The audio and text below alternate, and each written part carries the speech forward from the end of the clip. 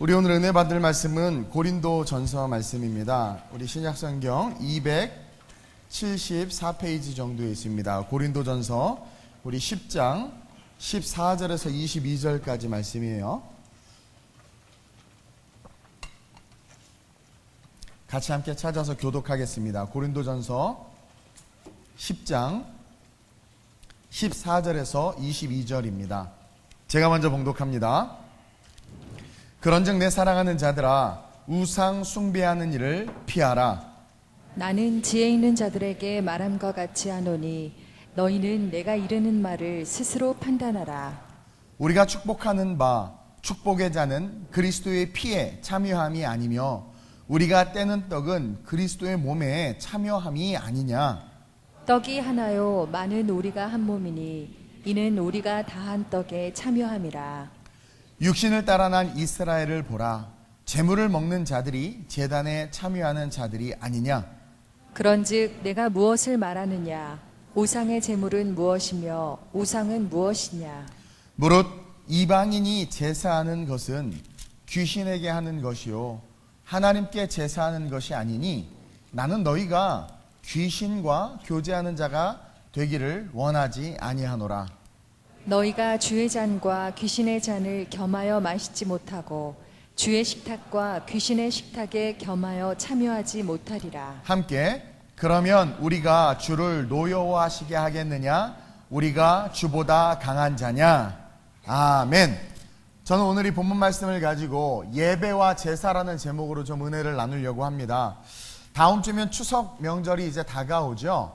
추석 명절 요맘때쯤 되면 가정의 갈등들이 좀 많아요. 그렇죠? 예수를 알고 믿는 그런 사람들이야 뭐 문제가 안 되는데, 가족 중에 한 사람은 예수를 믿고 한 사람은 예수를 안 믿고, 또 친인척들 중에서 그렇죠? 어떤 가정은 예수를 믿고 어떤 가정은 예수를 안 믿고, 그러다 보면 이 차례 문제, 이 제사 문제, 이 조상을 섬기는 문제, 어떤 이런 문제들로 교회 안에, 가정 안에 또 그 가족들 간에 많은 갈등이 있는 게 사실이에요. 그래서 고민을 좀 하다가 오늘 우리 성도들에게 바울이 디모데에게 권면한 것처럼 배우고 확신한 일에 거하라고 했기 때문에 여러분들이 좀 말씀에 기초해서 왜 그것이 안 되고 우리가 왜 그것을 잘 설명하고 그들에게 이야기하고 그들을 예수께로 인도해야 되는지에 대해서 좀 이야기를 해보려고 해요. 여러분, 한국은 유교 사상의 영향으로 제사가 널리 퍼지게 되어 있습니다. 그 제사가 대중화된 것이 역사적 사료에 의하면 그 조선시대에 이성계가 유교를 국교로 삼으면서부터 시작되었다고 해요. 상당히 의도적인 정치적 의도를 가지고 이 지금의 우리 대한민국의 이 제사 문화가 뿌리내리게 됐다고 해요. 그런 여러분들이 뭐 자료를 찾아보거나 검색해보면 나올 거예요. 근데 그 기원으로 올라가 보면 중국의 공자와 또 그 이전 시대로 올라가지만 사실 이 제사의 본질적인 의미는요, 하나님을 잃어버린 인간의 두려움으로부터 시작된 게 제사예요.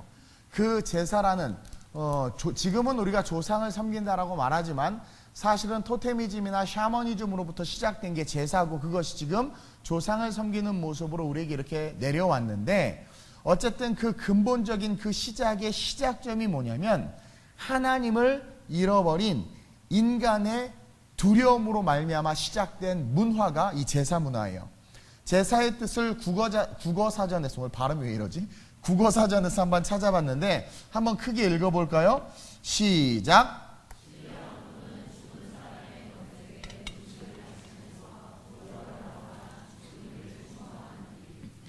앞에 신령, 사실 이게 시작이에요. 근데 그 신령으로부터 뭐로 바뀐 거예요? 죽은 사람, 그리고 부모, 그들을 추모하는 일, 이렇게 이제 이것이 변화되었는데, 많은 사람이 사실 죽은 부모나 가족들을 기린다고 말하지만 제사 때 차례를 지내면서 사실 그 제사의 뿌리는 토테미즘이나 샤머니즘의 뿌리를 두고 있어요. 그러다 그것이 뭐 여러분들 막 옛날에 막 그 뭐 용왕도 섬기고 용도 섬기고 막 봉황도 섬기고 막 그러잖아요.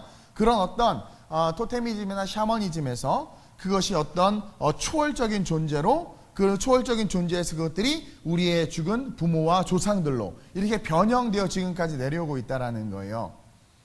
하나님이 세상을 창조하신 후에 인간의 범죄로 말미암아 하나님과 인간의 관계가 단절됩니다. 우리가 다 아는 이야기예요. 성경은 그것을 이렇게 이야기하죠. 하나님과의 관계가 딱 단절되자마자 아담이 뭐라고 말하냐면 두려워서 숨었다고 그래요. 아담에게 아주 생소하고 낯선 느낌이 들어왔는데 그게 뭐냐면 두려움이에요. 전혀 알지 못했던 두려움이 그 안에 확 들어온 거예요. 그래서 어떻게 했냐면 숨은 거예요. 그 두려움은 두 가지로 이야기할 수 있어요. 하나님에 대한 두려움일 수 있어요. 하나님의 명령을 어긴 것에 대한 두려움일 수 있는데, 또 하나님이 아담아 내가 어디 있느냐 하는데 대답하는 거 보니까 하나님에 대한 두려움은 그렇게 크지 않았던 것 같아. 그럼 무엇에 대한 두려움이었느냐? 자기가 에덴에서 하나님께서 창조한 모든 것들을 누렸을 때는 다스리고 통치할 수 있는 권세가 있었어요. 하나님께서 다스리고 정복하라고 그랬잖아요. 땅을 다스리고 땅을 정복하라. 그래서 그것이 실제가 되어 있었기 때문에 사자를 보든 곰을 보든 코끼리를 보든, 옆 사람 잠깐 보세요. 여러분들을 보든 두려움이 없었어요. 바다에 파도가 치는 폭풍우가 내려도 두려움이 없었어요. 그냥 즐기고 누렸고, 풍랑이 일면 윈드서핑 하러 가자 신나가지고 그랬을 거예요. 근데 하나님과의 관계가 끊어지니까 하나님께서 땅을 다스리고 정복하라는 그 통치권을 주셨는데 그것들이 소멸되는 거죠. 그러니까 아침에 눈을 딱 떠서 보니까 어제는 누리던 모든 것들이 오늘은 되게 두렵게 느껴지는 거예요. 이해돼요? 여러분들이 관계가 조금만 틀어져도 저 사람 편한 사람인데 다음날 볼 때 불편해지죠. 그것처럼 그 이상으로 이 아담에게 들어왔던 그 두려움은 하나님의 통치권이 사라지면서, 왜냐하면 죄를 짓는 순간 하나님과 단절되거든요. 하나님께서 주시는 모든 것들이 사라져버려요. 그렇기 때문에 그 하나님의 힘과 능력이 소멸된 인간으로서 보여지는 자연은 두려움 그 자체인 거죠. 그래서 숨은 거예요. 숨은 거예요.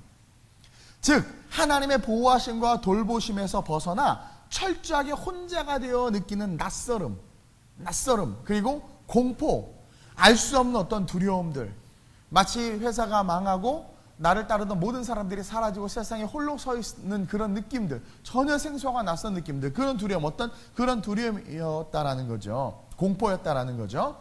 예수님도 그러셨어요. 예수님도 십자가에서 운명하실 때 신이신 예수님께서 이렇게 외쳐요. 마가복음 15장 34절이에요. 시작. 제9시에 예수께서 크게 소리 지르시되 엘리 엘리 라마 사박다니 하시니, 이를 번역하면 나의 하나님 어찌하여 나를 버리셨나이까 하는 뜻이라.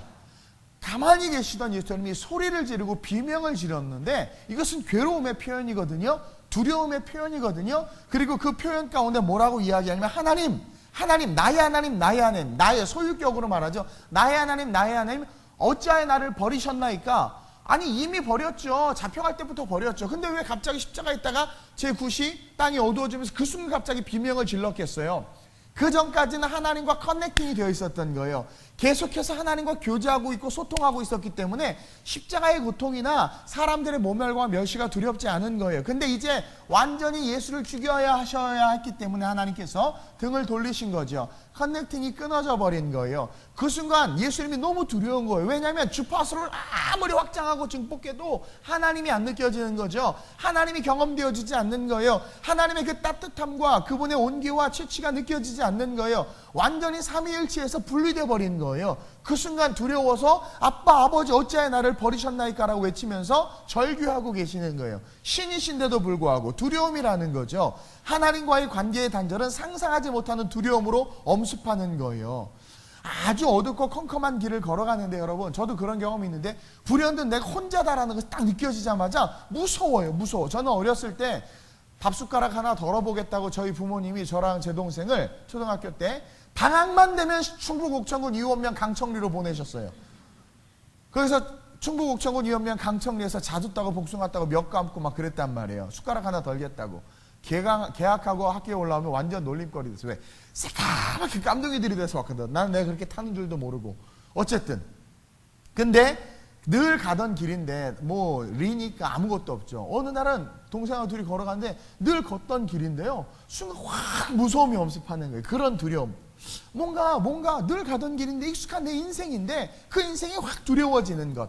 내 삶에서 성령과 하나님의 은혜가 사라지는 거예요. 내가 당당하게 살고 비전도 있고 학위도 있고 디그리도 디글디글 많은데 뭔가 어느 순간 인생 앞에 딱 서 있고 세상 앞에 서 있고 저녁에 9시 뉴스를 보는데 갑자기 두려움이 엄습하고 나 죽으면 어떡하지? 내 가족들 어떡하지? 내 인생 이게 뭐지? 내일 잘리면 어떡하지? 뭔가 이런 것들이 우리의 삶에 온다는 것은 여러분들의 삶에 하나님의 은혜와 하나님이 함께 하심이 어느 순간 소멸됐기 때문이라는 거예요.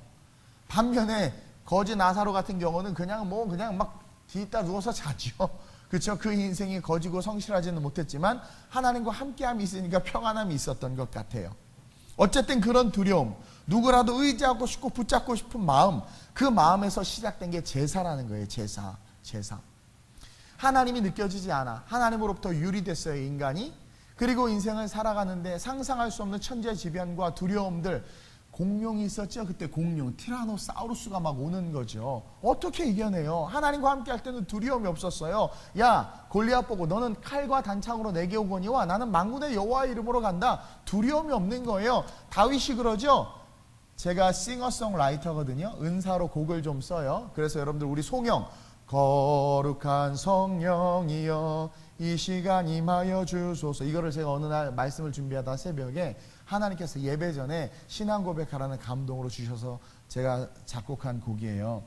근데 어쨌든 제가 감동으로 그 다윗의 고백으로 지은 노래가 그 찬양인데, 천만인이 나를 둘러치려 하여도 내가 두려워하지 않음은 주는 나의 피할 바위시오 내 산성 나의 머리를 드시는 자라. 그러니까 천만인이 나를 둘러치려 하여도 두려워하지 않는 이유는 주는 나의 피할 바위시오 내 산성 나의 머리를 두시는 자. 그러니까 두려움이 없는 거예요. 하나님과 함께하면 두려움이 없는 거죠. 근데 그 하나님과 유리되니까 태풍만 치고 번개가 쳐도 두려워. 무섭고 자기가 얼마나 연약한 실존인 줄 몰라요. 근데 기가 막힌 바위가 벼락을 맞아도 끄떡하지 않는 거야. 그러니까 그 바위를 섬기고 나무를 섬기고 정령들을 섬기고 그것이 무당에게로 가고 신접한 사람들을 섬기고 막 그러다가 그것이 뭐예요? 조상에게로. 이게 마귀의 괴계가 있어요, 그 속에. 그리고 조상에게로. 왜? 조상을 잘 섬겨야 내가 잘 된다라는 그런 세속주의로. 근데 그거 아세요? 차례를 잘 지내는 사람일수록 효자 별로 없어요. 한번 조사해 보세요. 불효자일수록 청개구리처럼 불효자일수록 제사를 유별나게 잘 지내는 게 이게 특징이야.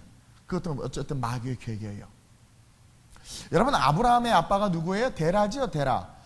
하나님께서 이스라엘이라는 민족을 처음 시작하실 때, in the beginning, 만드실 때 하나님께서 택하신 사람이 누구냐면 갈대아 우르에서 살던 데라의 아들 아브라함이에요. 아브라함을 택하세요. 그 아버지가 데라인데 그 데라는 우상을 깝깝하는, 우상을 섬기고 우상을 조각해서 파는 그 일을 했어요. 아브라함 역시 아버지를 도와서 그 일을 했어요. 근데 누가 그래요? 목사님, 내가 아무리 봐도 그 말이 성경에 없는데 어디에서 있나요? 여호수아에 있어요. 여호수아 24장 1절 2절 한번 봅시다. 시작. 여호수아가 이스라엘 모든 지파를 세겜에 모으고 이스라엘 장로들과 그들의 수령들과 재판장들과 관리들을 부르매 그들이 하나님 앞에 나와 선지자 여호수아가 모든 백성에게 이르되. 자, 여기서 여호수아를 성경에 뭐라고 의도적으로 이야기하냐면 선지자라고 이야기해요. 그렇죠? 선지자는 뭐냐면 하나님의 말씀을 받아서 대언하는 자죠. 여호수아는 하나님의 명령을 받아서 이스라엘 백성들을 모세의 뒤를 위해서 이끌고 간 사명자였는데 여기서 선지자라고 이야기해요. 그러면서 그가 뭐라고 이야기하냐면 시작. 여호수아가 모든 백성에게 이르되 이스라엘의 하나님 여호와께서 이같이 말씀하시기를 옛적에 너희 조상들 곧 아브라함의 아버지 나홀의 아버지 데라가 강 저쪽에 거주하여 다른 신을 섬겼으나. 데라가 강 저쪽 갈대아 우루, 하나님께서 이스라엘 백성들을 시작하기 위해서 끄집어낸 그 땅의 시작점이 갈대아 우루인데 그 갈대아 우루는 바벨탑과 같은 지구라트가 있는 우상을 섬기는 가장 큰 그런 우상의 신전이 있는 그 땅이에요. 거기는 엄청난 우상이 가득한 땅이고 그 땅에서 우상으로 벌어먹고 살고 우상을 섬겼던 아들이 있는데 그 아들의 이름이 나홀의 아버지 데라라는 거예요. 아브라함의 아버지 데라라는 거죠. 그가 우상을 섬기고 살았다라는 거예요. 그 이야기를 여호수아가 이제 자기 죽기 전에 고별 설교로 수많은 이스라엘 백성들을 모아놓고 이야기하는 거예요.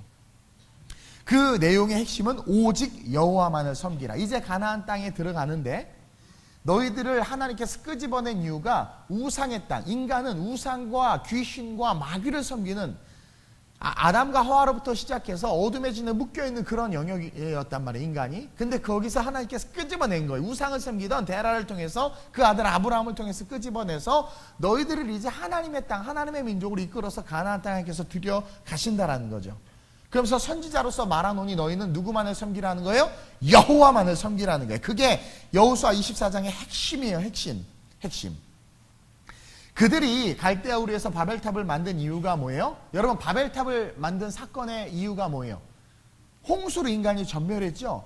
그것에 대한 지식이 노아와 노아의 아들들로부터 전수됐단 말이에요. 죄를 범하면 홍수로 말미암아 하나님께서 심판하셨어. 죄 지면 안 돼. 근데 죄를 안 질 수 있나? 계속 죄를 짓는 거야. 그러니까 또 홍수로 심판받을까 봐 무서워서 야, 우리가 홍수를 멸하자 해서 큰 하늘에 닿는 탑을 쌓은 거죠. 근데 그것은 뭐예요? 두려움 때문인 거야. 하나님이 다시는 물로 심판하지 않겠다고 했는데 물로 심판받을까 봐 두려운 거죠. 그거부터가 하나님과의 관계가 단절된 거예요.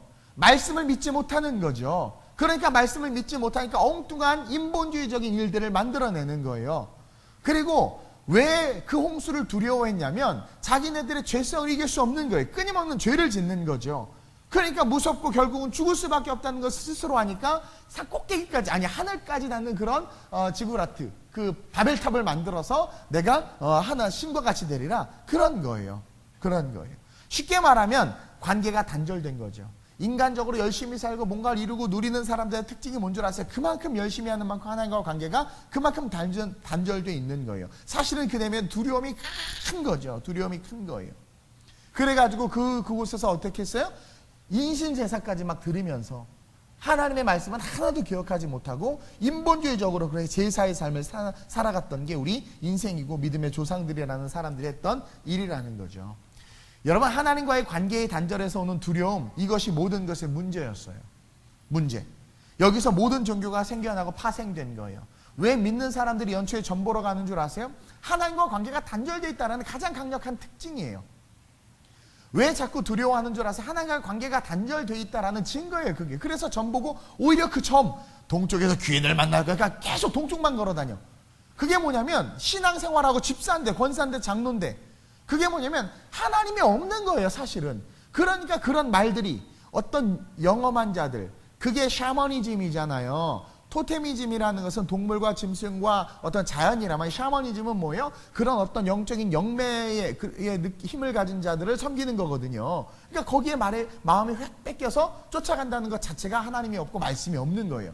그래서 교회 안에 전 보러 다니고 뭐 장명소 쫓아다녀서 아이들 이름 뭐 한자 자축인묘 진사 오미 신유 술해 뭐 이렇게 해서 뭐 하고 뭐 이게 다 하나님이 없는 사람들이 하는 짓들이란 말이에요. 그리고 거기서부터 뭐예요? 모든 종교가 생겨나고 파생된 거예요.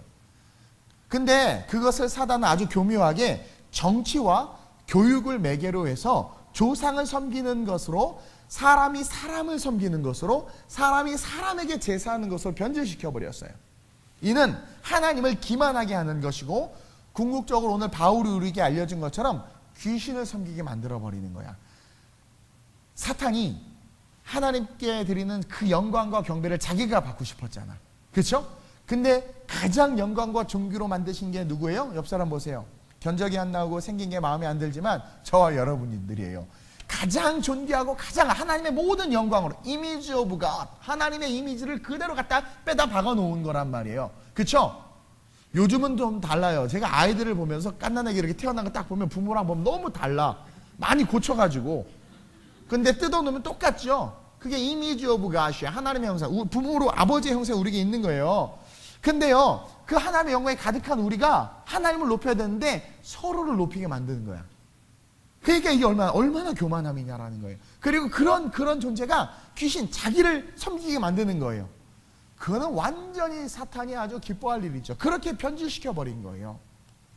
특별히 창세기 4장에서 특이한 제사를 하나님이 우리에게 보여주고 있는데, 가인과 아벨의 제사죠. 여러분, 창세기 4장 3절에서 5절 한번 볼게요. 시작. 세월이 지난 후에 가인은 땅의 소산으로 제물을 삼아 여호와께 드렸고 아벨은 자기도 양의 첫 새끼와 그 기름으로 드렸더니 여호와께서 아벨과 그의 제물은 받으셨으나 가인과 그의 제물은 받지 아니하신지라 가인이 몹시 분하여 안색이 변하니. 인류 최초의 예배의 변질, 제사의 탄생이에요. 잘 들어요. 4장 3절에 보니까 세월이 지난 후에라는 것은 세월이 지나는 오늘 이 본문의 이 내용이 이 제사가 이 예배가 있기 이전까지에 있었던 모든 예배와 제사는 아무 문제 없었어. 근데 어느 날 여느 날과 다를 바 없이 하나님 앞에 제사를 드리고 예배를 드려야 되는 때가 됐는데 가인과 아벨이 나와서 제사와 예배를 드리는데 이날 이 제사가 좀 뭔가 특이한 거야. 다른 거야. 그래서 성경에 기록한 거야. 의도적으로. 뭐라고 이야기하냐면 세월이 지난 후에 어느 날 가인은 갑자기 땅의 소산으로 제물을 삼아서 드린 거예요. 여호와께 갑자기.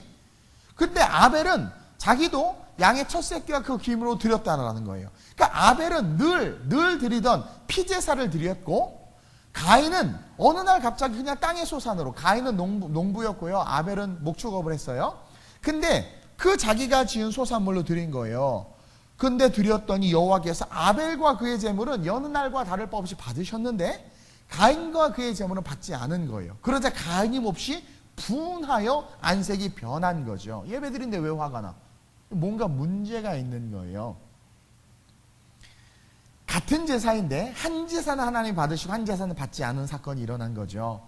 즉 하나님이 원하시고 받으시는 방법의 제사가 있는데 어느 날 갑자기 가인은 마음이 변하고 생각이 변해서 보이지는 않지만 어둠의 진들의 영향을 받은 거죠. 마귀에. 그래서 자기 중심에 자기 마음에 맞는 예배를 드린 거예요. 인본주의적인 예배를 드린 거예요. 아니 왜? 생각해보니까 열받는 거죠. 나도 열심히 농사 짓고 내가 정말 정성스럽게 갖고 내 곡식단들인데 내 피땀으로 내가 추수하고 수확한 건데 이거 드리고 싶은데 나 이거 드리고 싶은데 왜? 여러분들이 아무리 저한테 제가 이쁘게 생겼다고 치마를 선물해서 입히고 싶어도 저 절대 안 입어요. 난 남자예요. 근데 목사 왜 스코틀랜드는 치마 입는데 왜? 안 입어요. 내가 정성스럽게 주고 싶은데 왜 하고 그냥 드린 거죠. 근데 거기에 뭐가 있냐면 하나님께서 원하시는 것에 대한 마음을 잃어버린 거예요. 그쵸? 주인이 어느 순간 내가 돼버린 거예요. 그리고 왜 내가 주고 싶은데 왜? 인본주의로 살짝 바뀐 거죠. 근데 하나님께서 아담과 하와에게 가죽옷을 입혀주시면서 분명하게 우리에게 가르쳐 주셨단 말이에요. 피 흘림이 없는 제사 하나님께서 받으실 수가 없는 거예요. 그러면 예수님을 왜 죽여? 왜 피 흘려서 죽이셨어? 모든 제사는 피 흘림이 있어야 되고 이 이후로 이스라엘 백성 드리는 모든 제사는 피 흘림이잖아요. 내 죄 소 잡고 내 죄가 소에게 전가돼서 소를 제사를 잡을 때 내 죄가 사해지고 비둘기를 잡을 때 내 죄가 사해지고 이게 하나님의 법칙이란 말이에요. 근데 곡식단을 드리는 것은 내가 하고 싶은 대로 예배를 드린 거란 말이에요. 어느 순간 이렇게 변질돼 버린 거야. 변질돼 버린 거죠. 하나님이 중요하고 하나님 중심의 제사와 삶이 아니라 내가 중요하고 나 중심. 이건 다른 말하면 사람 중심이에요. 부모 중심, 조상 중심의 제사를 드린 거예요. 그런 가인에게 하나님이 4장 7절에 뭐라고 이야기하냐면 창세기 4장 7절에 시작. 내가 선을 행하면 어찌 낯을 들지 못해. 가인이 분하여 막 낯을 못 들고 화가 난 거예요. 근데 하나님이 뭐라고 말하냐면 네가 선을 행하면 왜 낯을 못 들어? 여기서 말하는 선은 하나님의 방법, 하나님의 기준대로 살았으면 왜 얼굴을 못 쳐들어? 너 왜 얼굴을 왜 못 들어? 네가 아는데도 불구하고 뭐예요? 네 뜻대로 제사했잖아. 네가 아는데도 불구하고 네 마음대로 예배 드렸잖아. 나는 받을 수가 없어. 내가 주인이야. 내가 갑이고 넌 을이야. 을은 갑의 목적에 맞게 살아야 되는데 어느 순간 을이 자기 마음대로. 여러분들이 월세로 사는데 어느 순간 기분이 나빠. 나 월세 10만 원으로 내릴래요. 왜? 내 마음이에요. 이게 공산주의거든요. 내 마음이에요. 이게 알라예요. 알라. 쉽게 말하면 이게 이슬람이에요. 인샬라. 요즘은 많이 없어졌다고 그러는데 내가 어느 날 갑자기 졸고 있는 천기에 저 텀블러를 가지고 집에 갔더니 자다가 깨가지고 목사님 왜 내 거 왜 갖고 가요? 인샬라. 알라의 뜻이다. 아무 말 못하는 거야. 교통사고를 내놨어. 왜 이렇게 사람 왜 음주운전했습니까? 인샬라. 알라의 뜻입니다. 다 알라의 뜻이래. 알란가 몰라. 그게 사탄의 뜻인 줄. 그거예요. 그거. 어느 순간 내 마음, 내가 하고 싶어. 내가 주인이 돼버린 거야. 내가 주인. 내가 모든 걸 저질러 놓고 내가 주인이야.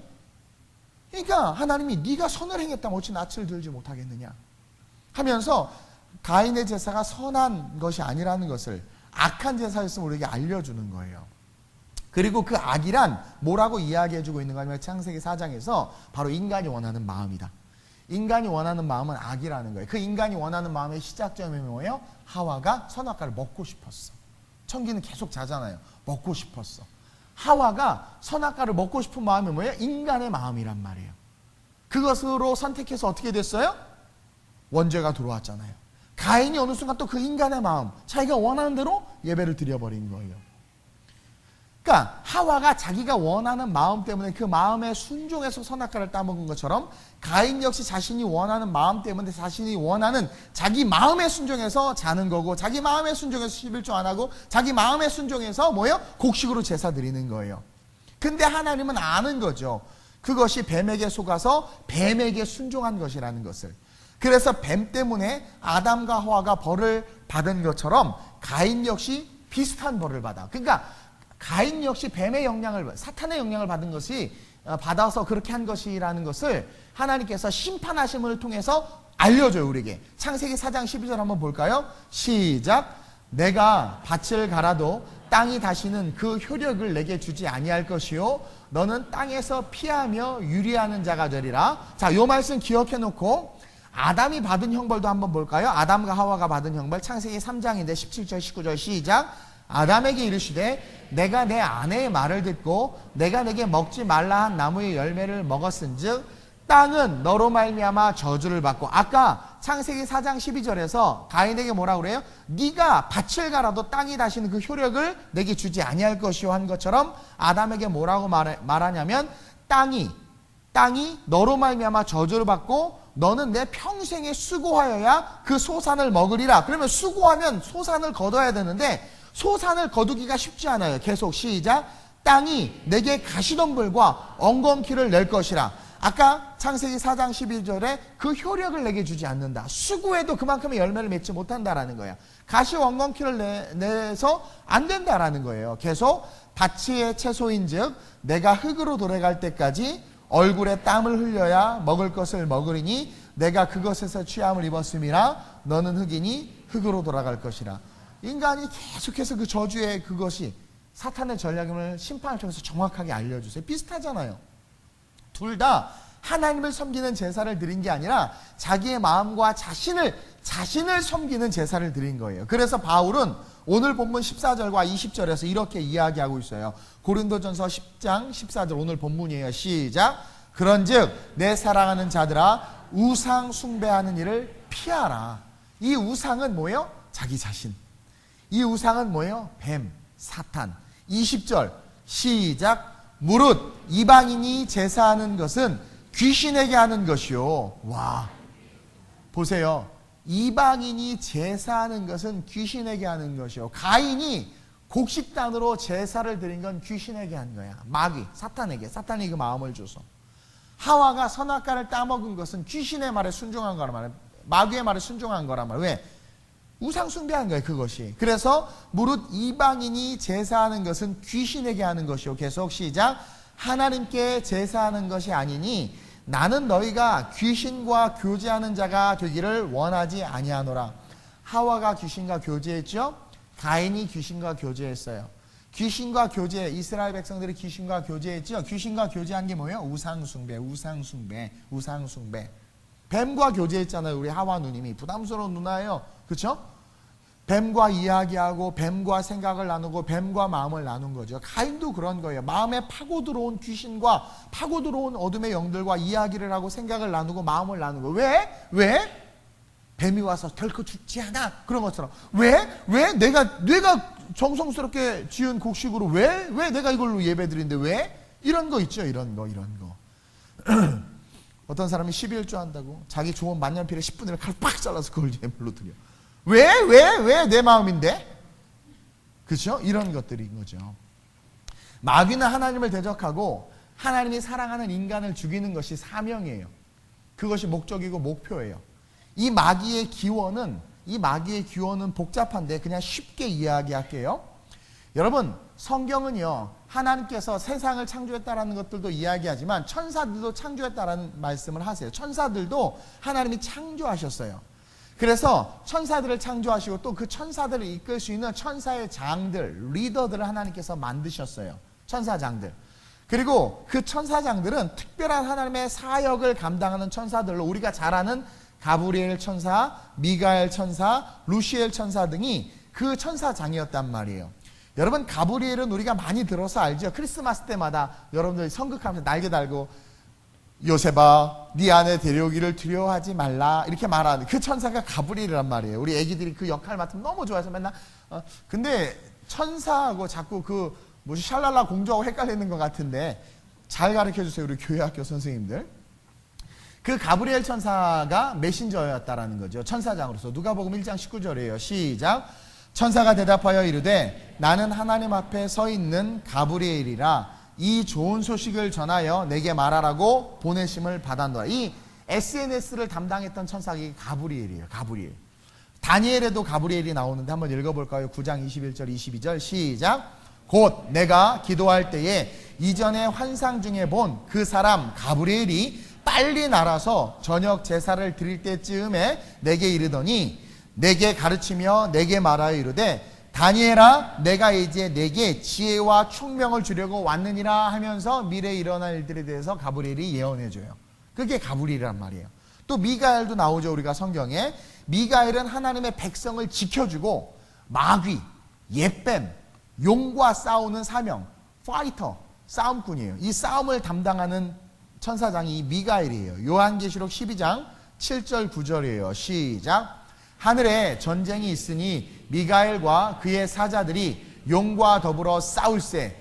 용과 그의 사자들도 싸우나 이기지 못하여 다시 하늘에서 그들이 있을 곳을 얻지 못한지라. 자, 하늘에 전쟁이 있는데 미가엘과 그의 사자들이, 미가엘과 그에게 붙여준 따르는 천사들이 용과 더불어 싸우는 거죠. 용은 옛뱀 마귀죠. 타락한 천사죠. 근데 용과 그의 사자들, 용도 그 밑에 따르는 뭐가 있어요? 사자들. 용을 따르는 타락한 천사들이 있는 거예요. 근데 그들이 미가엘을 못 이기는 거죠. 그래서 하늘의 보좌를 찬탈하려고 하다가 져서 어떻게 됐어요? 땅으로 쫓겨난 거죠. 계속 시작.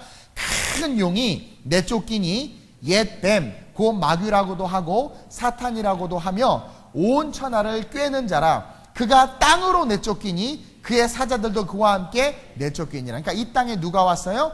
옛뱀, 용, 사탄이 왔고 그를 따르던 수많은 귀신들이 같이. 그러니까 여러분, 귀신은 뭐냐면 귀와 신이 귀신이 아니라 타락한 천사들이 귀신이에요. 타락한 천사들이 귀신이에요. 그 타락한 천사들이 다 어디로 왔어요? 성경에 보니까 이 땅으로 다 내려온 거야. 어쨌든 미가엘에 대해서 우리가 봤고, 그리고 아주 특별한 천사장을 하나 만드셨는데 아주 특별한 천사예요. 천사장인데 그 이름이 바로 루시엘이에요. 에스겔 28장 12절 15절에 하나님이 루시엘을 얼마나 아름답게 만들었는지를 표현하고 있어요. 시작. 인자야 두로왕을 위하여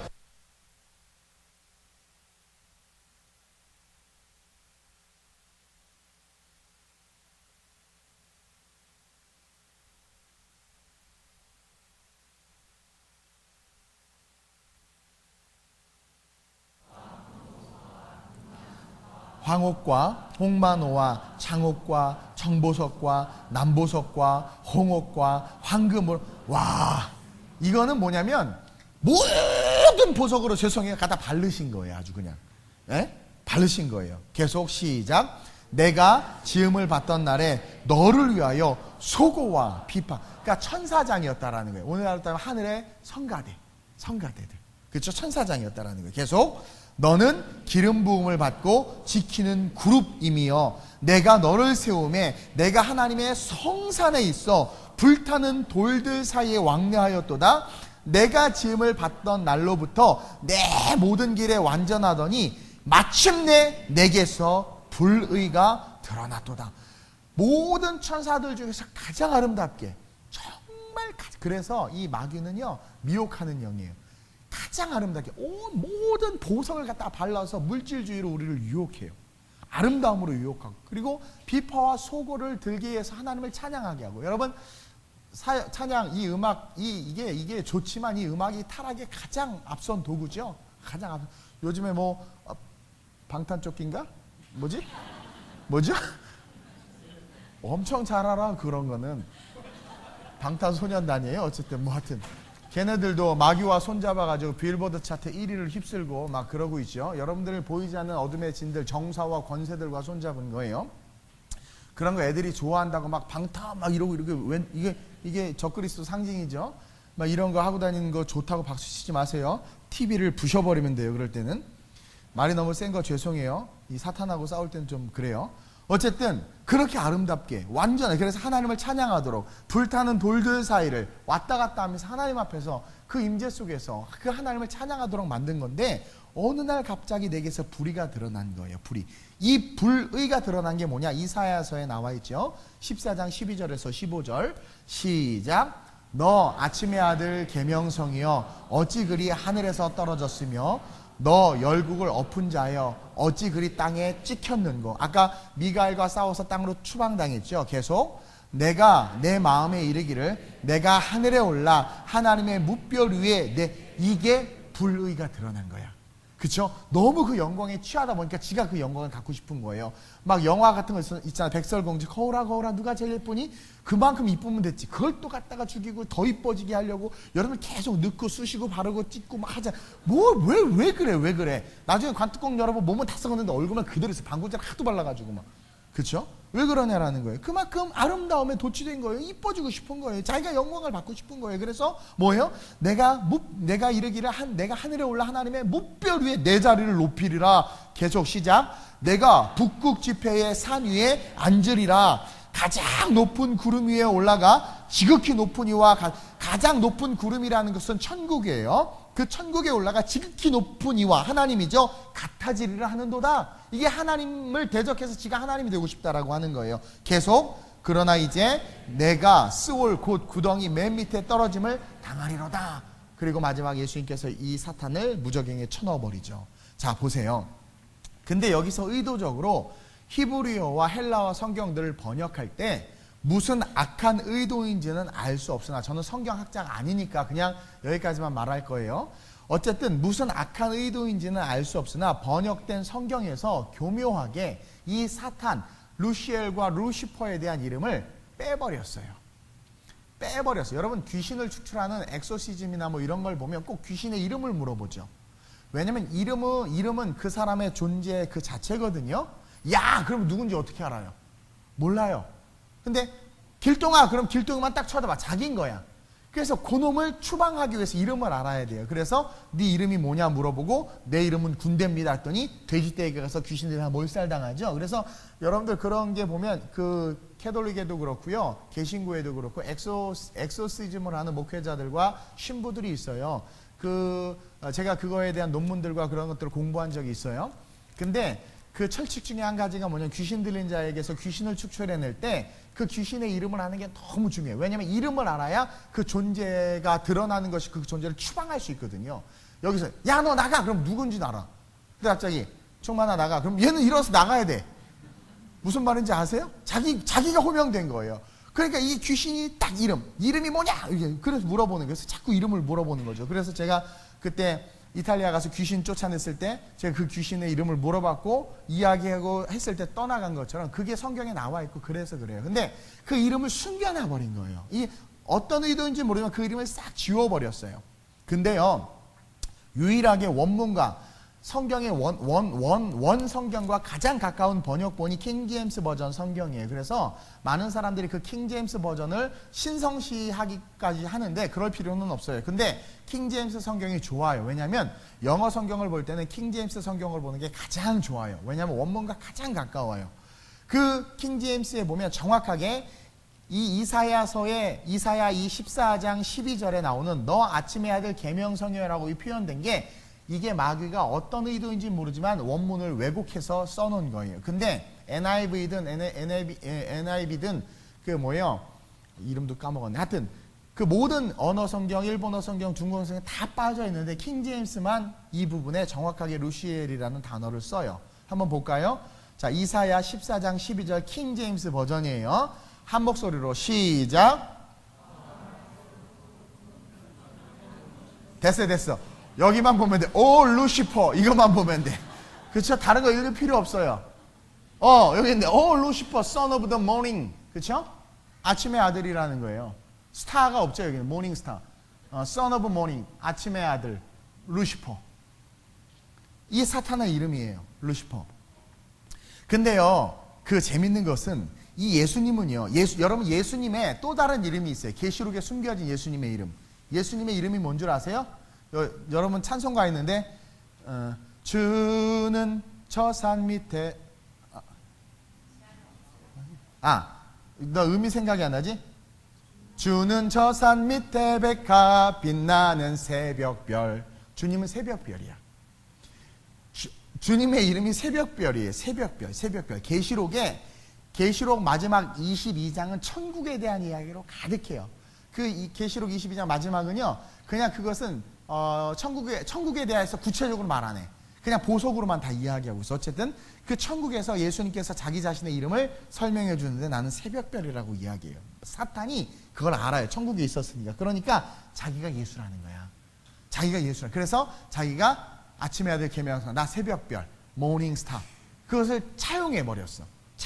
그게 계명성이거든요. 한자로 번역하면 어쨌든 그걸 차용해 버린 거예요. 그래서 자기가 그리스도인 것처럼 위장한 거야. 그리고 루시퍼라는 이름을 빼버린 거죠. 그 새벽별, 모닝스타라고 하는데 이게 이사야 14장 12절을 NIV 버전으로 보면 한번 볼까요? 시작. 딴 거 보지 마. 오 모닝스타. 그렇죠? 이게 그냥 아침 모닝스타라고 표현하고 있어요. 이유가 있어요. 왜냐하면 예수님이 자기 이름을 새벽별이라고 요한계시록 22장 16절에 이야기하고 있는데 요한계시록 22장 16절입니다. 시작. 나 예수는 교회들을 위하여 내 사자를 보내어 이것들을 너에게 증언하게 하였노라. 나는 다윗의 뿌리요 자손이니 곧 광명한 새벽별이라. 이것을 통해서 예수님의 이름, 광명한 새벽별이라는 이름을 가지고, 왜냐하면 이미 예수, 자기 백성을 저희 죄에서 구원할 자로 오신 예수 그리스도 이 땅에 오셨어. 이제는 다시 오실 예수가 중요해. 그러니까 사탄이 자기가 다시 오실 예수로 위장해서 적그리스도죠. 계시록에 보면 예수님처럼 막 죽었다 막 살아나기도 하고 막 그래. 그러니까 다시 오실 예수님의 이름은 모닝스타야. 그래서 그 이름을 차용한 거예요, 이 사탄이. 주일 예배라 시간이 없어. 이거 세미나로 해야 되는데.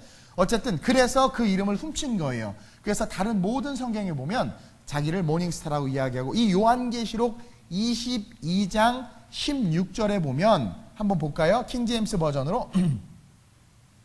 아니 우리 NIV로 봅시다. NIV 버전으로 봅시다. 그러면 그 다비드 앤 더 브라이트 모닝스타라고 되어 있는데 마지막 뒷부분 보면 모닝스타의 M을 대문자로 써요.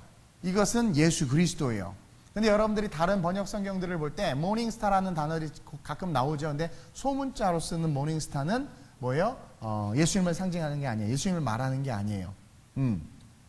어쨌든 마귀의 계기가 있다라는 거예요. 이 복잡한 건 나중에 기회가 되면 한 번 더 하고, 중요한 건 이 마귀가 이 땅에 떨어져서 하와에게 다가와서 뭐라고 이야기했냐면 너를 섬겨라라고 이야기한 거예요. 너를 섬겨라라고 이야기하는 게 뭐 사람을 섬기라고 이야기한 건데, 그게 뭐냐면 네가 먹고 싶은 거 먹으라는 거예요. 선악과. 너를 섬겨라. 죽은 사람들을 섬기라고 이야기하면서 만들어진 것이 제사라는 거예요. 너를 믿으라. 네 조상을 믿으라. 네 부모를 믿으라. 여러분, 하늘의 예배가 루시퍼에 의해서 무너지자 그 루시퍼는 자신이 데리고 있는 천사들과 타락함으로 말미암아 이 땅에 떨어지죠. 아까 우리가 요한계시록 12장 7절 9절에서 읽은 것처럼 후반절에 보면 큰 용이 내쫓기니 옛뱀 마귀라고도 하고 사탄이라고도 하며 온 천하를 꿰는 자라 그가 땅으로 내쫓기니 그의 사제도 함께 내쫓긴 거예요. 타락한 천사들이 자신들의 신인 척, 자신들이 신인 척, 자신들이 조상인 척 하면서 이 땅에 와서 섬김을 받고 하나님처럼 되려고 만든 게 제사예요. 우리 인간이 인간을 섬기게 만들고 귀신을 섬기게 만들어서 하나님의 영광을 사라지게 하고, 제사가 강한 가정일수록 복음이 절대로 안 들어가요. 그렇게 만들어버. 인간이 인간을 섬기기 시작하면 인본주의로 뭉쳐지기 때문에 마귀가 똘똘 뭉쳐서 그 가정을 붙잡고 있어요. 이 영적으로 영안 있는 사람들이 제사 지내는 집이나 이런 데를 딱 가서 보면 어둠의 영들이, 저도 많이 봤는데 이 형체 같은 그 어둠의 형상들이 그 집을 꽉 묶고 있어요. 자는데 아이들의 위에 올라가 있고 막 난리를 치고 있는 거예요. 귀신을 불렀어요. 귀신을 숨기니까. 그래서 여러분 왜 그런 집 있잖아요. 막 무당집에 이런 데 가면 느껴지잖아요. 막 거기 살고 있는 거예요. 거라사 지방에 무덤사에 귀신이 살고 있었죠. 그래서 사람들이 거기 못 가요. 그 귀신들이 진치고 있는 곳이 있고, 제가 대만 선교 갔을 때 대만 현지 원주민이 저한테 집회 때 은혜를 받아가지고 자기 누나가 귀신 들렸는데 가달라고. 그 집에 갔더니 벌써 느낌이 그래. 느낌이 스산하고 음산해. 있어요. 재산 지낸 집에 가면 그런 것들이 있다라는 거예요. 그래서 뭐요? 자기의 또아리. 성경에 보세요. 어떤 사람에게서 귀신이 떠나갔어요. 갔는데 거처를 찾지 못한 거예요. 그래서 머물 곳이 필요하거든요. 귀신도. 거처를 찾지 못해서 다시 돌아와서 보니까 그 집이 번제됐대. 그 수리되고 쉽게 말하면 리노베이션 된 거예요. 그러니까 우와 더 좋네. 그러고 다른 동무 7을, 더 악한 귀신 7을 데리고 들어와서 딱 자리를 잡고 거주했다라고 그러죠. 성경에 보면 그런 영적인 세계에 대해서 정확하고 자세하게 가르쳐주고 있어요. 그래서 귀신이 있는 곳이 있고 귀신이 머무는 곳이 있고, 특별히 제사 같은 걸 드리면 그 집에 떠나지 않고 머물러 있어. 항상 머물러 있어요. 악한 것들이. 그래서 자꾸 시름시름 아프기도 하고 안 좋은 일이 생기고, 안 좋은 일이 생기면 더 열심히 제사를 드리죠. 왜? 조상이 돌봐줘야 된다. 그러니까 더 많은 귀신들이 몰려오는 거예요. 제가 이런 이야기 하는데 유교 집안에 계시거나 여러분들 뭐 제사를 지내는 분들 상처받거나 마음 아파하지 마세요.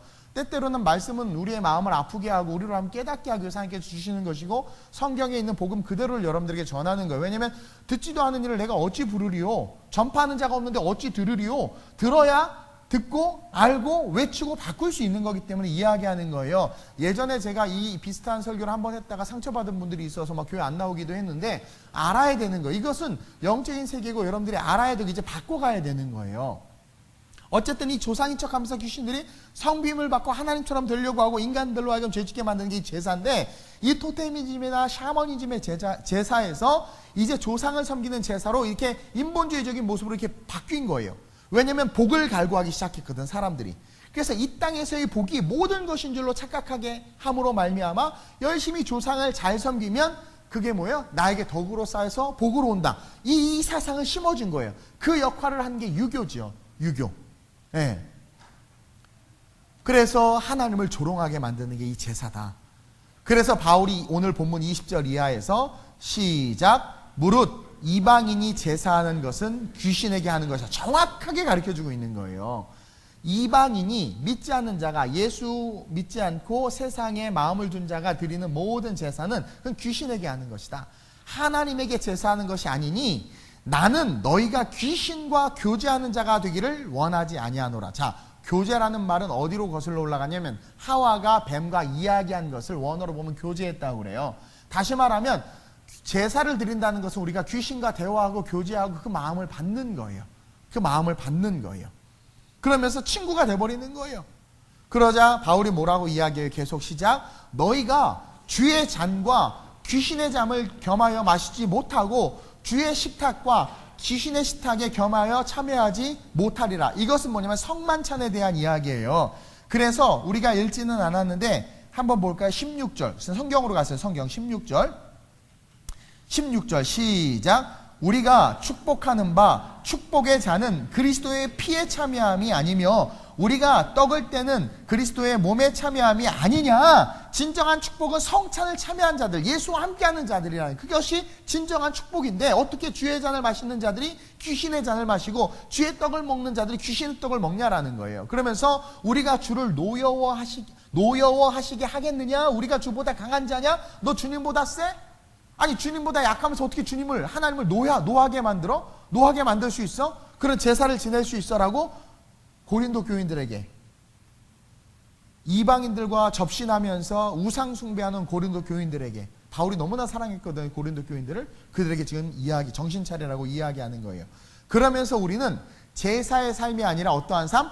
예배의 삶을, 성찬을 떼었기 때문에 우리는 예배의 삶을 살아가야 된다고 이야기해주고 있는 거예요.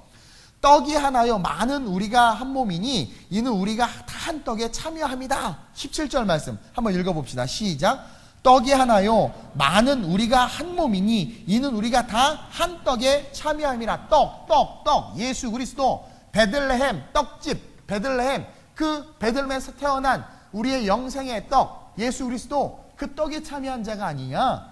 그런 우리가 어떻게 이방 귀신들과 교제할 수 있느냐라는 거죠. 여러분, 제가 재밌는 얘기 하나 해드릴게요. 모든 나라에 신들이 다 있어요. 그죠? 특별히 이 아시아 지역에는 엄청나게 많은 신들이 있죠. 유럽엔 없는 줄 알아요? 유럽도 엄청나게 많아요. 각 나라마다 신들이 있어요. 여러분, 인도에서 가장 인상적인 게 비누스 신. 아이고, 어떻게 해야 돼? 코끼리, 비누스, 코끼리 신. 그렇죠? 중국에는 막 원숭이 신. 캄보디아 우리 갔잖아요. 뱀 신, 뱀. 그렇죠? 다 있어요. 수많은 신들이 있는데요. 여러분, 모든 신들은 모든 나라에 공통적으로 있지 않아. 우리 대한민국이, 이 조선이 비누스 신을 섬겼다는 역사적 고증을 찾으면 저한테 좀 갖고 와보세요. 제가 연구해 볼 테니까. 코끼리 신 섬긴 적 없어. 코끼리 신 인도에만 있어. 뭐 그 인도 옆 동네, 옆 인도에도 있을 수 있어요. 어쨌든 뭐 그 주변 나라들은 있을 수 있지만 유럽에 코끼리 안 섬겨요. 미국도 안 섬겨. 원숭이 중국에만 섬기지 뭐 다른 데 없어. 이게 각각 신들이 나눠져 있어요. 근데 재밌는 거 한 가지가 뭔 줄 아세요? 전 세계 모든 나라, 모든 민족, 모든 부족에게 다 있는 신이 하나 있어요. 섬기는 신. 그게 뭔 줄 아세요? 용, 드래곤이에요. 드래곤. 여러분, 용은요 모든 나라에서 다 섬기는 우상이에요. 이게요, 그 용을 섬긴다라고 말하는 게 좀 그런데 왕의 도포로부터 기와의 무늬로부터 삶의 모든 모습 속에서 이 용이 미국에도 있고요, 중국에도 있고요, 일본에도 있고요, 뭐 시베리아에도 있고요, 뭐 다 있어. 이게 아주, 이건 나중에 제가 기회가 나면 자세히 한번 이야기할게요. 정말 신기한 게요. 그리고 용이라는 것은 전 세계가 다 알아. 전 세계가. 용 다, 애기들 다 알아, 다. 파이어, 드래곤 막, 그쵸? 한국뿐만 아니라 모든 종교적 예술품, 제의, 왕의 옷, 성, 사당, 유럽, 아시아, 미국 할 것 없이 용의 전설이 다 있고요. 용의 전설이 다 있고요. 용에 대한 경외심, 두려움. 그 심영래가 용 나오는 영화 만들었을 때 미국에서 대박 히트 친 게 뭐냐면 미국에도 그 용에 대한 전설과 스토리들이 있어요. 그래서 그게 확 와닿은 거예요. 예, 다 있어. 구전, 특별히 동화 속에 다 들어가 있어요. 왠 줄 아세요? 사탄은 전 인류를 우상에 빠지게 함으로 하나님을 기만하고 우리에게 천국을 빼앗아 가려고 하기 때문에 자기의 본질인 그 자기가 용, 뱀이거든요. 그것을 전 민족에게 다 뿌려놨어요. 아담과 하와의 범죄로부터 그 용, 뱀에 대한 것들은 전 민족으로 다 흘러가게 해놨어요. 흘러가게 해놨어요. 그래서 하나님은 십계명에서 가장 강조하고 있는 게 뭐냐면 우상 숭배하지 말라는 거예요. 넌 나 외에 다른 신을 내게 두지 말라. 사탄, 그리고 우리 자신, 다른 신을 내게 섬기지도 말라. 깎아 만들지도. 하여튼 그 십계명의 1계명부터 4계명까지 우상에 대한 얘기를 계속해서 하고 계시는 거예요. 그건 그리고 나서 뭐 이웃을 사랑하고 남의 걸 탐하지 말라. 그건 나중 문제라는 거야. 나중 문제. 왜? 그것은 다 용서하지만 우상 숭배는 용서가 안 돼. 왜 용서가 안 되냐면 용서하고 싶어도 귀신과 접신에서 하나가 되면 안 돼요. 그냥 죽어버리는 거예요.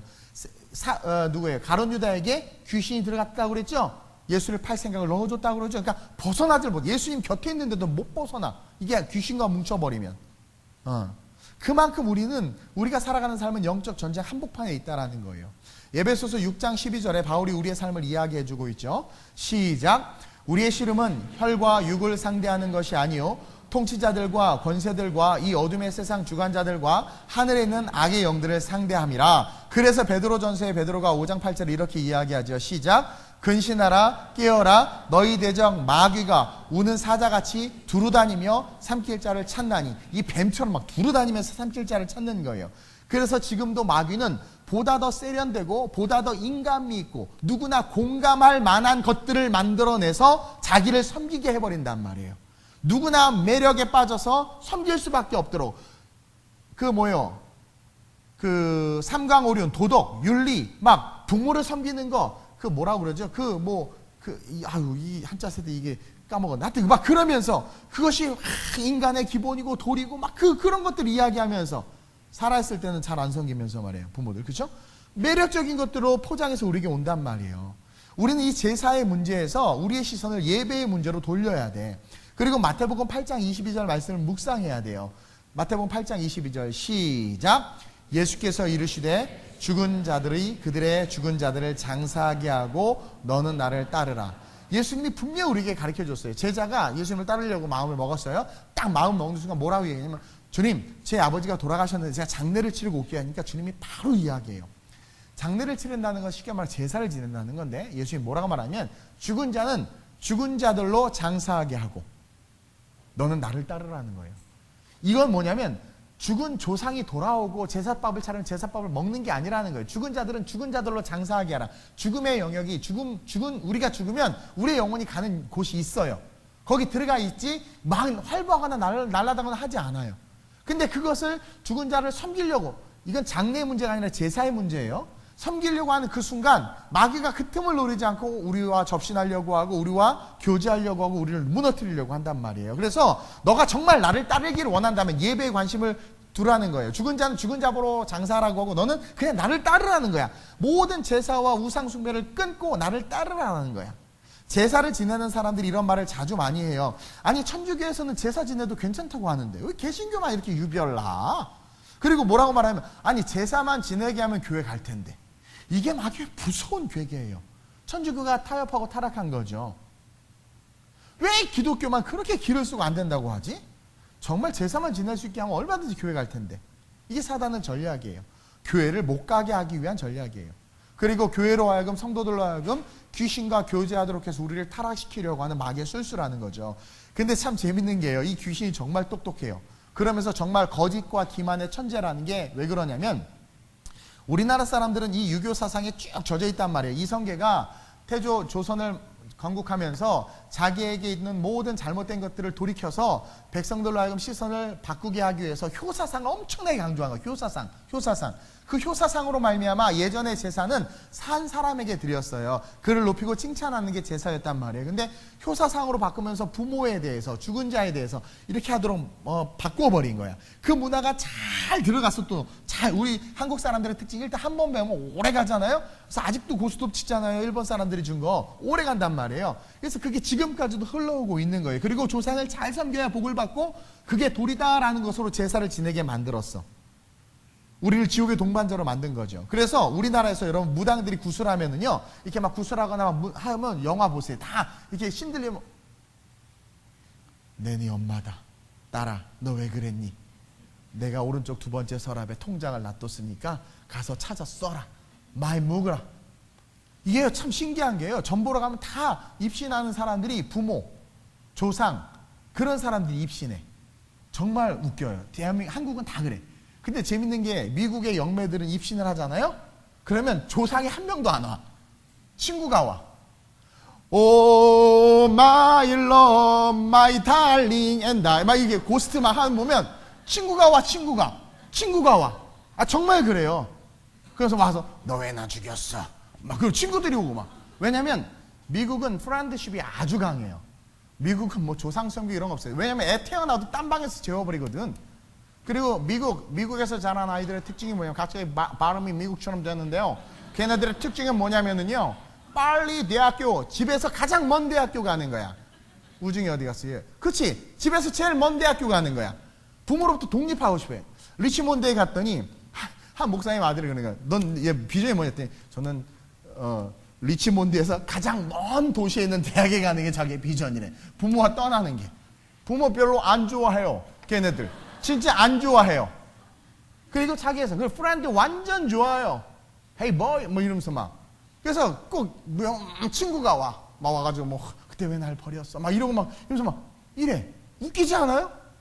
그리고 중국에 이제 막 무당들 가면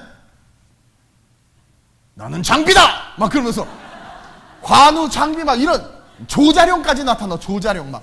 왜냐면 걔네들은 그런 유비관우 장비 자룡이 형님들의 산당을 만들어 놓고 그들을 숭배하거든요. 그러니까 그들이 숭배하고 그들이 좋아하고 그들이 원하는 모습으로 나타나. 아니 그럼 다 조상 귀신이 나타나야 될 거 아니에요. 진짜 우리 할머니 할아버지 뭐 그들도 할머니 할아버지들이 있는데 귀신이라는 게 귀신이 그렇게 그것처럼 해서 나타나는 거예요. 너무 웃기지 않아요? 너무 웃기지 않아요?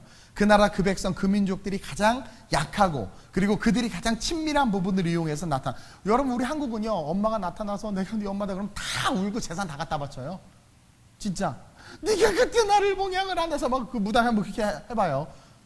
제가 예전에 그 청담동에 있는 아주 유명한 박수무당하고 한판 영적으로 붙었다고 그랬죠. 진짜 무서워요. 여러분 진짜 그런 귀신 들린 사람하고 이게 영적 존재하면은 정말 장난 아니에요. 뚫어봐요. 뚫어봐 걔네들이. 근데 성령 앞에서 예수 앞에서 귀신은 아무것도 아니에요. 여러분 그걸 알아야 돼. 근데 얼마나 무섭냐면 그렇게 해서 우리의 약함을 알고 우리의 모든 것들 다 뺏어가. 다 뺏어가. 정확히 알잖아요. 왜 하와에게 왔겠어요? 이 아담은 하와에게 미쳐 있었어요. 선악과는 관심도 없었어. 근데 이 하와는 뭐에 관심이 있어요? 아담 별로 재미없어 얘. 재미없어. 근데 이 선악과, 이쁜 거, 화장품, 샤넬, 막 이렇게 삐똥 막 이런 거에 막 이런 거 막 그쵸? 남편보다 삐똥을 더 좋아한다니까요? 그러다 피똥 싸는 인생이 되는데 어쨌든 하여튼 막 그러니까 막 카드 긁고 막 그거 사고 난리를 치는 거야. 그러니까 뱀이 정확하게 알고 하와에게 간 거야. 이 보톡스가 좋대. 그러면서 가는 거예요. 그러니까 확 그걸 잡아먹어 버리는 거예요. 우리가 가장 좋아하고 우리 연약한 우리가 좋아하는 것들로 위장해서 나타나는 거지. 그래서 우리를 꾀해서 어디로 데려가는 게 사탄의 전략이다? 귀신으로 데려가는 게. 여러분 성경은요 낙원과 음부에 대해서 우리가 분명히 알려주고 있어요. 제가 전에 한번 설교했어요. 연초에. 우리가 죽으면 우리의 육신은 흑으로 돌아가요. 육신에 미련 갖지 마세요. 장기 기증했는데 나중에 부활하면 내 장기가 없으면 어떡해. 장기 필요 없어요. 그냥 열심히 두면 돼. 장군멍군 하면서. 아무 의미 없어. 육체는 흙으로 돌아가. 중요한 하나님의 네피쉬, 하나님의 호흡, 영이 소멸되지 않아요. 그래서 그 영은 어디로 가냐면 음부와 낙원이라는 곳에 가요. 그리고 그곳에 있다가 주님이 공중 재림하실 때 낙원에 있던 자들은 들려 올라가서 주님과 혼인잔치에 참여하고 주님이 오실 때 살아있는 자들은 변화돼서 그 영혼이 들려 올라가서 주님과 혼인잔치에 참여하는 거야. 그리고 예수를 믿지 않고 죽은 자들은 음부에 있는데 음부에 있다가 계시록 보면 두 번째 부활하는 때가 있어요. 그때는 음부에 있는 자들 하나님께서 부활시켜서 행위록을 보고 다 지옥에 쳐넣는 거예요. 그러니까 우리가 죽으면 낙원 아니면 음부에 가.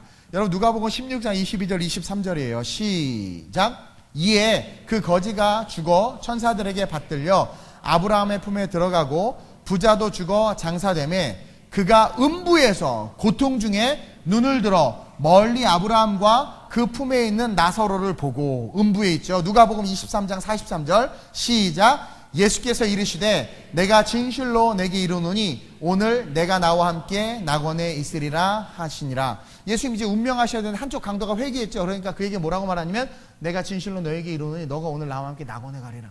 육신은 죽지만 어디로 가요? 죽으면 우리 영혼이 낙원으로 간단 말이에요. 낙원에 있는 거예요. 낙원.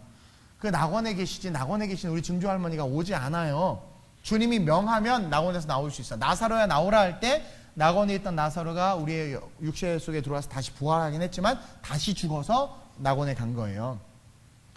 우리의 영혼은 낙원 아니면 음부에 가지 뭐 이게 떠돌아다니고 구천을 헤매다가 다 사탄이 만들어낸 거야. 따라서 우리는 제사가 아니라 뭘 드려야 돼요? 예배를 드려야 돼. 여러분 예수 그리스도의 성찬에 참여한 우리는요 주님을 노엽게 하는 삶을 살면 안 돼. 시간이 없어서 짧게 넘어가는데 16, 17절에 성찬에 대한 이야기 아까 읽었고요. 22절에 뭐라고 나와 있냐면 그러면 우리가 주를 노여워하시게 하겠느냐? 우리가 다 주보다 강한 자냐? 너 주님보다 강해? 근데 왜 주님을 노엽게 해? 왜 제사의 삶을 살아? 어떤 사람은 그러죠. 제사 준비는 내가 장손이라 다 하지만 난 제사 안 드려. 죄송하지만 여러분들이 결단을 하고 용기를 내서 제사를 준비하는 것도 안 하는 게 여러분들이 하나님을 섬기고 주의 성찬에 참여한 자로서 마땅히 해야 될 거예요. 내가 죽으면 죽으리라 에스더처럼. 그리고 내가 사람에게 좋게 하랴 하나님께 좋게 하랴. 그러면서 막 그러죠. 그래도 가족이 풍지박산나고 가족들끼리 싸우고 미안하지만 그 풍지박산남과 싸움 속에 복음이 들어가요. 왜? 어둠의 진이 깨지는 거거든요. 전쟁이에요. 전쟁. 영적 전쟁하는데 조용히 가서 전쟁하나요? 왜 출발이 와 하는 줄 아세요? 막 길을 북돋우죠. 전쟁 싸워야 되는 거예요. 미안한 말이지만 영적인 세계가 실제라면 그래야 돼요. 저희 어머님이 저희 집안도 제사 지냈어요. 두들겨 맞아가시면서 저를 건져내셨어요. 그런 은혜가 있었기에 제가 목사로서 이렇게 잘 설 수 있었고 근데 제 친척들 이렇게 보면 계속 묶여요. 절대로 복음이 안 들어요. 이상하게 복음이 안 들어요. 정말 복음이 안 들어요. 왜? 어떤 분이 환상 가운데 정말 봤더니 제사 드리는 집에 그 어둠의 영들이 가득 막 그 영들이 아이들의 몸을 막 뚫고 다니고 막 애들이 뚫고 다니고 막 그 상 위에 오르락 내리락 하고 있고 막 그런 게 보이는 거예요. 보이는 거. 그것을 여러분 허용하겠어요? 허용하겠어요? 우리에게는 하나님께서 추도 예배라는 것을 주셨어요. 아주 좋은 거예요. 추도 예배는 죽은 자하고는 전혀 상관없어요. 죽은 자의 이름으로 우리가 가족들이 모였지만 예배를 드려서 그 시선을 하나님께로 올려드리는 게 추도 예배예요. 그리고 예배 후에 식사를 하면서 고인에 대한 좋은 이야기를 할 수는 있죠.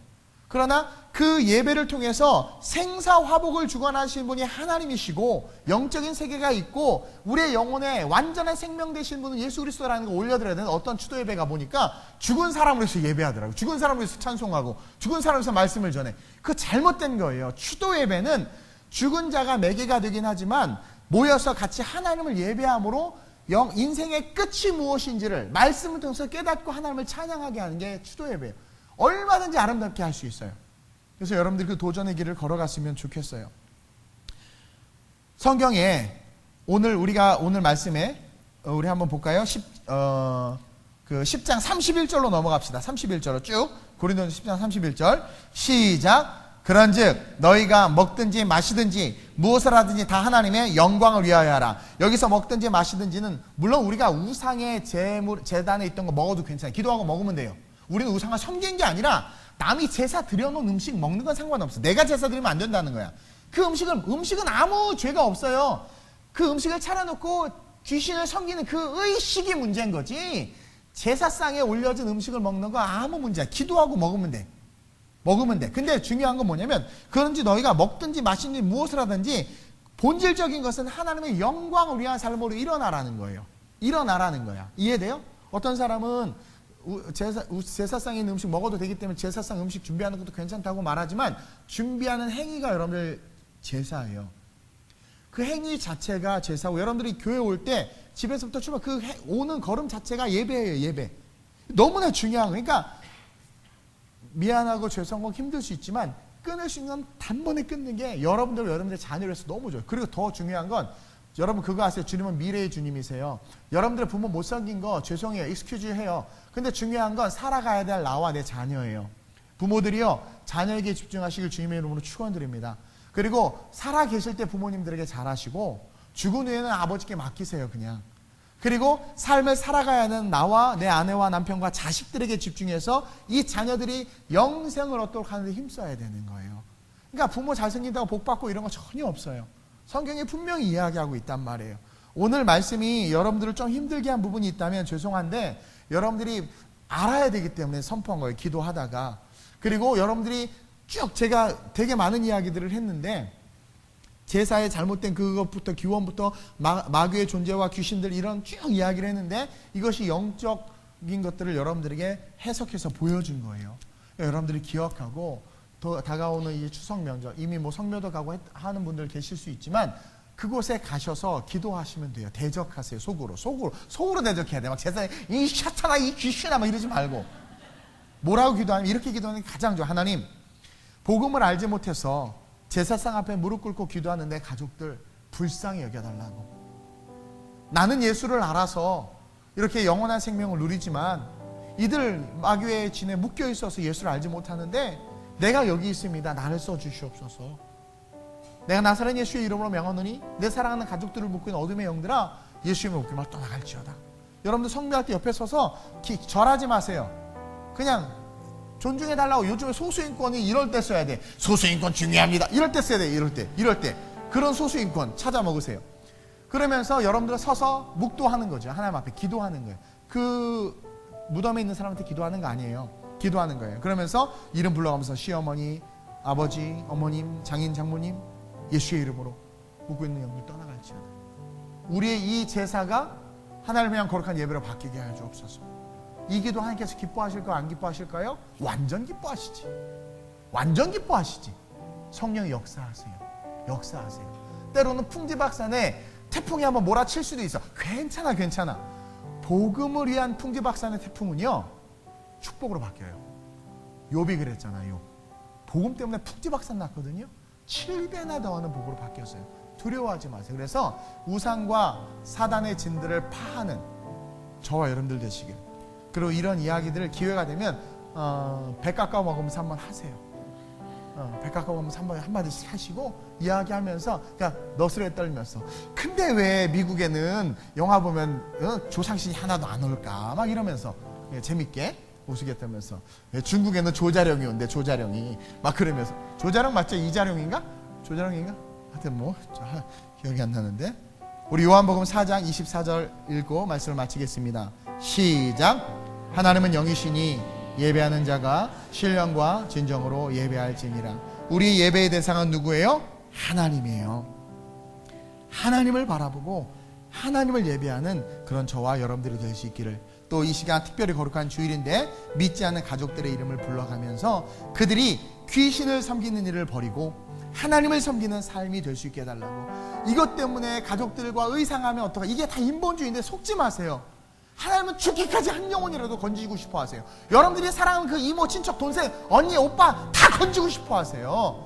여러분들이 그 관계가 틀어질까봐 마지못해 같이 제사하는 것이 결국 그들을 죽이는 거예요. 여러분들보다 더 그 이모, 언니, 오빠, 아빠 뭐 다 구원하고 싶은 게 우리 하나님의 마음이에요. 근데 듣지 못하는 일을 내가 어찌 부르리요?